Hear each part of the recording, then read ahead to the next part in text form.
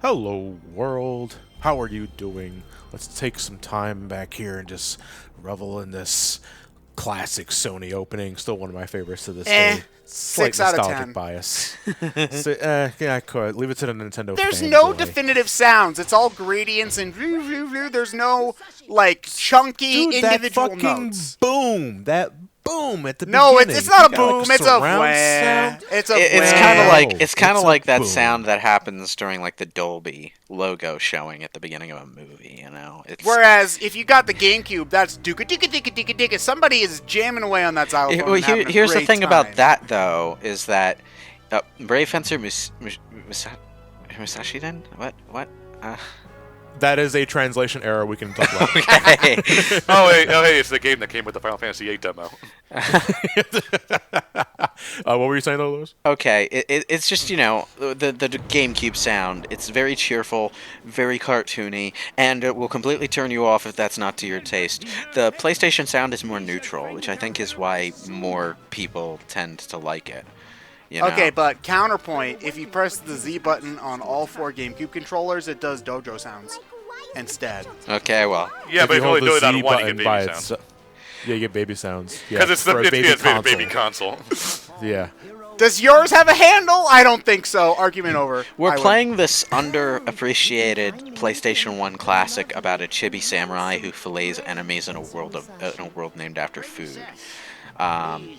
A kingdom named after food specifically. Waffle Kingdom? All of the this is actually an interesting detail that I didn't really think about until I saw like speedruns of this game some odd years back. But like all of the residents, all the good guys of this game are named after food and meats. All the villains are named after drinks. So you can tell is like who's the bad guy based off of their names. But yeah, it's the all-you-can-eat kingdom. We got Princess Filet. We got. I want the Waffle we Kingdom, got- damn it. We got Ribson here, Scribe Shanky, which I think he got that name in prison. I'm not sure. And Livers the Butler, just to name a few. This game is riddled with puns. It's Japanese, it of is- course. There's puns. Well, it's more like this was like one of the last instances where they like had a lot of liberties with the English translation, because while this game does exist in a post Final Fantasy VII SquareSoft era, they handled the translations very much like they did with like old school Final Fantasy on Super Nintendo, where it's like we can't be overly violent or graphic with the translation, so we're going to like take a lot of liberties with the lines. So we can't like say kill or destroy a whole lot. So we're gonna have Musashi say pulverize or grind to dust or some other stuff like that. We're also gonna give this guy a really obnoxious like old school accent where he adds doth or trueth, which is funny, but it's also like holy shit. For the time, the voice acting's actually kind of decent.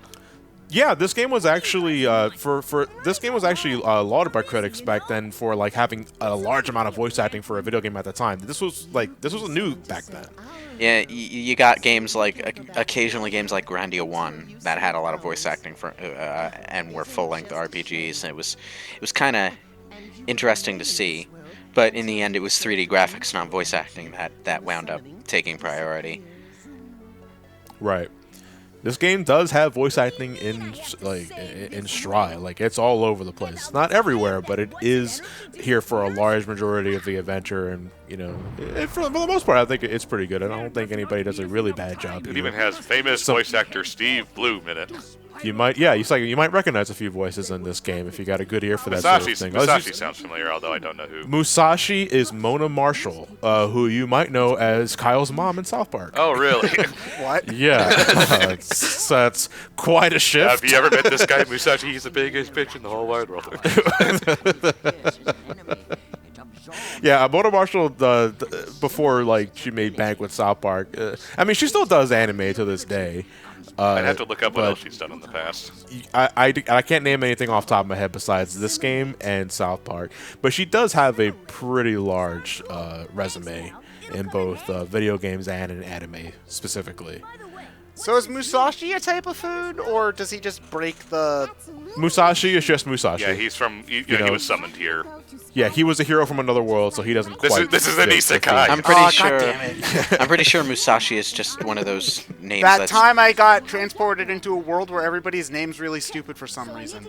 Is that a long enough title for an isekai? I think I should Not add long- in another not long few enough. sentences, just to be sure. Yeah, so generally the plot of this game is that the All-You-Can-Eat Kingdom is being raided by the Thirst Quencher Empire. And Kingdoms are they're good. doing this while Empires the, are bad. Well, see, the Thirst Quencher Empire is sneaky because they waited for the king and queen to go on vacation before they started their attack. So they're none the wiser, and the All-You-Can-Eat Kingdom is pretty much defenseless because they not only raided the kingdom, but they pretty much locked all of the residents of All-You-Can-Eat Kingdom in these Bincho-type fields, which we'll see later down the road. So in an act of desperation, they use Princess Filet's summoning power to summon Musashi from another world. So what you're saying is that old Thirst Empire's no match for the king. Well, so jump ahead here. We won't be seeing the king or queen until the end of the game, and it don't really amount to anything. I don't know. The king doesn't look that special, really. I mean, neither does they're Arcanian. I suppose looks can be deceiving, but it doesn't really matter for this one because it's not like we got a proper sequel to this anyway. Yeah. But what about What that about- We PS2 didn't get game? a proper sequel to this game anyway. Oh, like The Matrix, right? Yes. Look, there's only one. we don't talk about Samurai Legend Musashi, okay? We just don't. Yeah. All right. I should probably nip that in the bud real quick. Samurai Legend Musashi is not a horrible game standalone, but it is a major disappointment considering what it follows up on. And don't get me wrong, Brave Fencer Musashi is not perfect at all. You know, this game flew under the radar for a lot of folks, and I like to think a large part of that was because, one, it wasn't Final Fantasy. Again, this is a post-Final Fantasy VII Squaresoft. If it didn't have Final Fantasy in its name, people didn't know what the hell it was. And the only reason a lot of people bought it in the first place is because it came with a demo of Final Fantasy VIII. Just like how people only know. bought Type 0 Final Fantasy Type 0 because it had a demo of A 15 on it, yes. Yeah, and Dragon Quest VIII, too. People wanted Yeah. that Final Fantasy 12 demo. Only reason why people bought Zone of the Enders was because it had a demo of Metal Gear Solid 2 on it. The fact that people still You do know. that crap, like, wow. If it pushes units, they'll do Yeah. it. Yeah. God damn it. Now you know my pain. Yeah. Nope, there you we got go. it. You just have to Oh. shoot the Throw my money sword with a at it. laser beam, and then you get it. Yeah, just throw my sword at it. Collect So, money. Brave Fencer Musashi is essentially this isometric, mostly linear combat kind of thing. Combat RPG. Yes. Action RPG, yeah. This is actually one of my first that I ever played, because I played this game back in 1999. This game came out in October, well, the American release was October of 1998. That was just a few months before 8 came out in America in February, which is why I think it had the demo disc in the first. I don't think the original Japanese release of Musashi had the demo of I it either. want to say no. No. This gives me a lot of Ease, what was it, 6? Slash Origin slash Othan Felgana vibes. I hear this game, and there is another game that was released for the PlayStation that people consider a spiritual successor to this game, which I want to try if just based on those merits alone. But I can't really compare it to anything because it's kind of weird. It's like, this Brave Fencer Musashi, to my knowledge, was my first action RPG. This is before Kingdom Hearts and all that pretty much took over my life, and what makes sense that SquareSoft would be responsible for that. I mean, cherry popping. depends. I mean, I guess the River City series is more beat 'em up with RPG elements than a straight up mix. I never played those. Mm. They're good. You played Scott Pilgrim, though, right? Yes. It's Scott Yeah, Pilgrim. it's pretty much that. Yeah, I Scott see. Pilgrim was basically a giant homage to River City. And I think then River they City made a video Ransom's game about it. free That was on basically. the the NES. on the NES thing right The, now. the problem is the original NES game has not aged very well at all. River City Girls is good, although I Yeah. can't beat it because I'm Well, bad at video well, games. the whole series has a lot of games, but they're mostly in Japan. The River City game to play now, if you're not looking to play River City Girls, would be River City Underground, I think, which is PC exclusive. It was a Kickstarter thing. It's on Steam. You can get it on Steam. It looks pretty good. I haven't actually played it, but I've heard good things. But yeah, there's a lot of games in that series. There's like some on Super Nintendo, but they're like mostly Japan only. It's weird. I think I've seen River City Ransom stuff on one of those old systems that played games off cassette tapes. That wouldn't surprise me.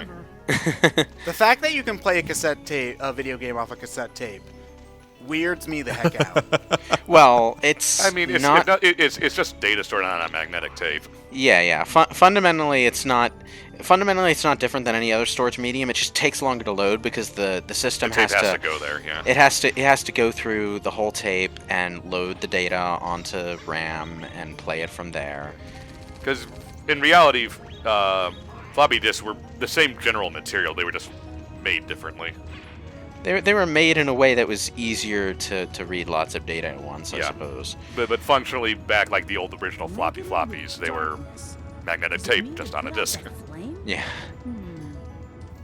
Yeah, so, God, I first played this game in 1999, and it was originally, I borrowed it from a relative of mine, and it's so weird thinking back at it, because the relative that I borrowed from, he was totally, no, it wasn't my uncle, no, I totally ran into this myself, no influence whatsoever.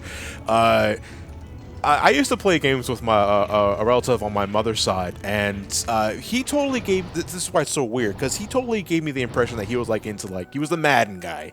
You know, he was into Madden, NHL, a few WWF games back before then it was called World Wrestling Federation, and then he had this game.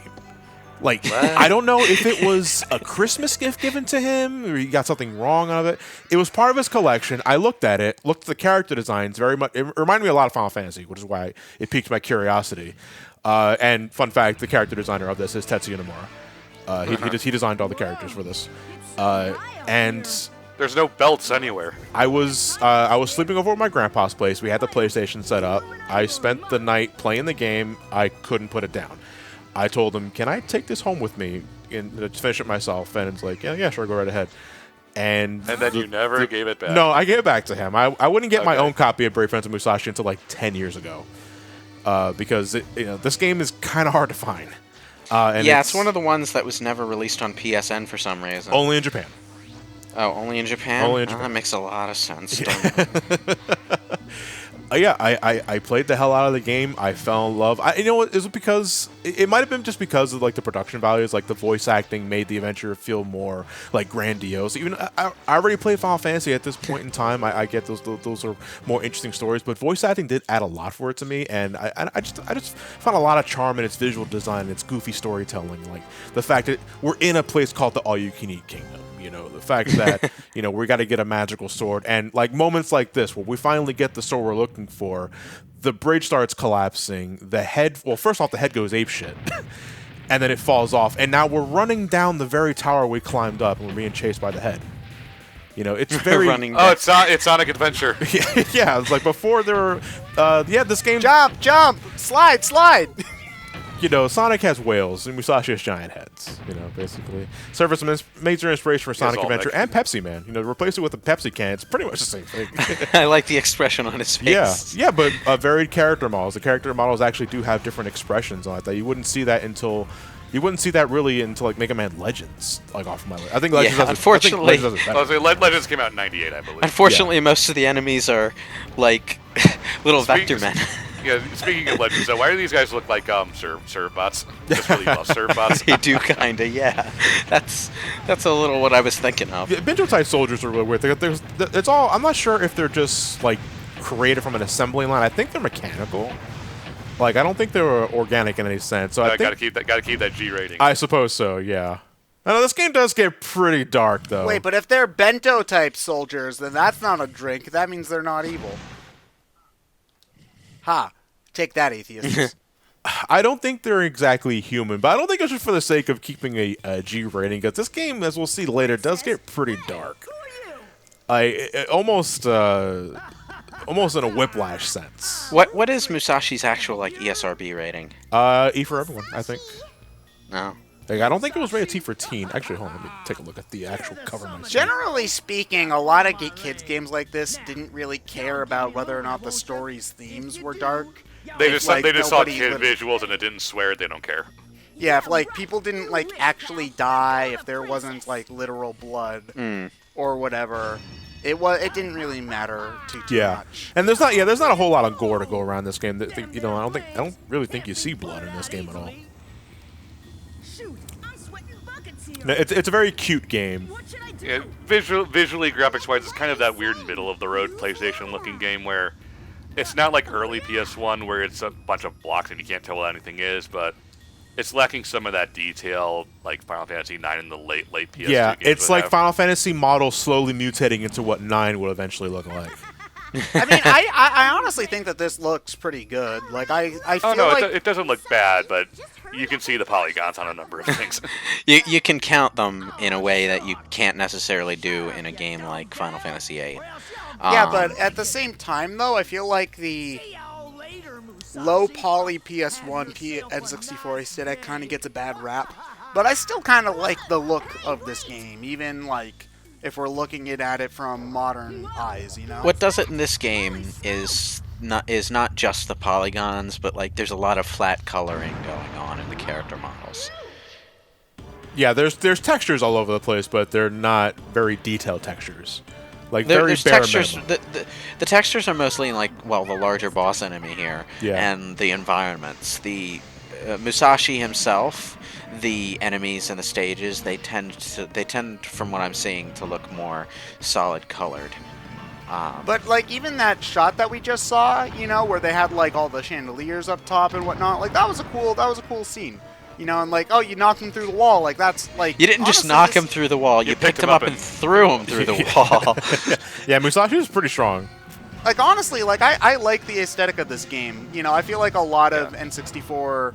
And, I mean, granted, a lot of N64 and PS1 games have not aged well at all. No. Like, I can't look at Mario 64 with a modern eye, but... The visual aesthetic is fine. It's just, graphically, it's not quite up to snuff compared to others at the time. Yeah, I think part of what makes this a hard sell to a modern crowd, though, is this style of game design, this sort of 3D, mostly linear action RPG kind of thing from the PlayStation 1 era. You don't see it much anymore. People tend to like more open things when it comes to this genre, like your Zeldas and whatever. It's like, even in the PlayStation era, I can only think of one other game that does this kind of style off the top of my head. It's one that actually is on PSN too. What is it called? Threads of Fate? Well, I mean, that's the game I was thinking of. That's the one that I hear is like a spiritual successor to this game. Yeah, it kind of is, really. You get 2 playable characters. I mean, if you want to be technical, Square also made another linear action RPG in The Bouncer shortly after this. I mean, that's more of a beat 'em up, though. Yeah, I mean, it still has levels and other crap. Yeah, but it's more of a beat 'em up with RPG elements overlaid as opposed to the other way I'm still around. counting it for the comparison just to be funny. Yeah. Yeah, but like this particular style of game you don't see very often. And if I want to be technical, Nomura also did Bouncer. True. Well, he at least designed the characters for that game, too. I remember seeing magazine articles for the Bouncer and people talking about how it looked like Final Fantasy VIII CGI. I remember when Kingdom Hearts was making its round, and I was like, wow, what happened to Sion Barzad? It's like, he's so tiny now.